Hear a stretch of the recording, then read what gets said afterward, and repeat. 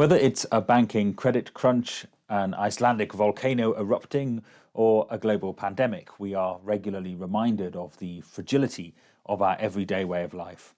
Too frequently, we see the ease with which the things that we collectively take for granted can actually be disrupted. And as we near the end of 2020, it's beginning to feel like we're turning a corner. We've seen organizations begin to adapt to a pandemic environment. We are getting close to mass vaccination. And dare I say, for some of us, even the outcome of the US presidential election points to a more positive future. And it was one of America's most notable past presidents, Abraham Lincoln, who said something which I found myself repeating a lot this year as my team and I at Baker Richards have helped organizations to navigate this crisis. Lincoln said, "The best way to predict the future is to create it." Now, make no mistake that one thing that globally disruptive shocks often show over time is that the new normal can have a remarkable tendency to look a lot like the old normal. But as a cultural sector, we've used this year to explore and to confront some realities around our business models, to reflect on who has a stake in decision making, who doesn't and why, who benefits from our work and who doesn't and why, who has employment security and who doesn't and why, and to acknowledge some really deep-seated failures of social and racial justice. It's been a genuinely existential experience, but it's vital and useful work when, pandemic aside, one of the main things that we've been grappling with over a far longer period of time is the emergence of identity politics. Certainly in the UK, this is a country which has wrestled for a decade or more with one huge question: who are we? And we are nowhere near an answer yet, but a healthy and widely relevant cultural sector is vital to settling that question. In 2019, before the Arts Council England released their 10-year strategy, Let's Create, a debate briefly raged around that word relevant. It was presented by some as a false dichotomy, a forced choice between relevance on the one hand and excellence on the other. Neither is a dirty word. You can have both, and it's useful to aim for both, while knowing that any organisation that strives for relevance and excellence will hit bumps in the road. It'll take the odd wrong turn. But any organisation working in pursuit of relevance and excellence can only ultimately be headed in the right direction. So if the best way to predict the future is to create it, as Lincoln said, what future will we create together? And coming back to relevance, who is the we in that question? Who's involved? Well, the months spent locked down have clearly lit some beacons for the future. We've seen how valuable partnerships can be, how reaching beyond our organizations makes the impossible possible or can amplify what may otherwise have had a lesser reach. We've seen a glimpse of the potential of digital. Many have felt what it is to be grossly and unfairly excluded, and will have fresh impetus to ensure that the work that we do in future is inclusive of all. We've realised that many, perhaps the majority of people, for all that we've strived to communicate our value in the past, and we have, still don't truly understand the benefits of our cultural ecosystem.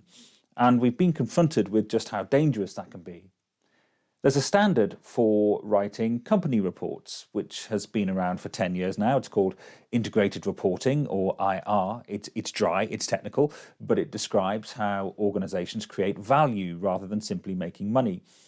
There are 6 capitals at the heart of IR. These are stocks of things which exist already, which feed into your organization transforms them, and they emerge from the other side. So a for-profit business will take in financial capital, transform it, and output greater financial capital. But beyond that, there's natural capital. What's been the impact on our world? Intellectual capital, our ideas, our brands and reputation. Human capital, the effect on the people who work for us. Manufactured capital, what have we made? And social and relationship capital, what impact have we had on communities and with our stakeholders, and how have they affected us? If the best way to predict the future is to create it, to actively focus on creating and shaping that future, it's often the case that we manage those things that we monitor. So in the past, if the KPIs for a marketing team have been only ticket volumes, revenue generated, seats filled, exhibition capacity sold, then it's little wonder that for a sector whose very purpose is to protect and share a universe of stories, we can be pretty poor at telling the stories of our own organisations and the impacts they have.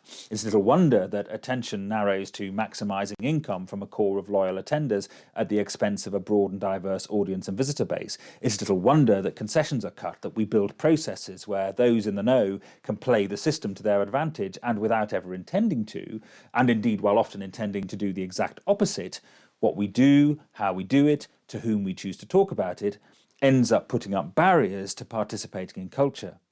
As a sector, we have still more work to do on opening up to our own excluded audiences and visitors. So the future of culture, certainly culture which is created with the support of public money, will be better safeguarded against future shocks when the collective impact of our organisations across all of those 6 capitals that I mentioned earlier is better recorded, more consciously, collectively and actively managed, and yes, creatively communicated. So I started out by saying it feels like we're turning a corner. And as we turn that corner, it's vital that we come out of the other side with clarity about capturing, managing, and expressing value. That involves listening, and I recommend the Culture Restart Toolkit from the Insights Alliance to feed into your decision making. It involves adaptive, responsive planning in all areas of our work. And if you're not familiar with the Cynefin framework, you may find it helpful. And you'll find a great introduction to it from my colleague David Rees on Arts Professional. A playbook approach may be valuable to you. And in thinking about the toolkit that arts marketers rely on, it involves structured, targeted approaches to segmentation, thoughtful, variable pricing linked to audience development objectives for the work that we create and share, richer forecasting, sophisticated use of CRM, coupled with the resources to reach beyond our database and beyond our walls.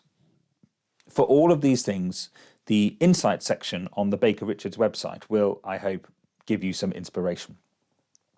We don't yet know what 2021 will look like, but I'll leave you with what I hope is now a familiar message. The best way to predict the future is to create it.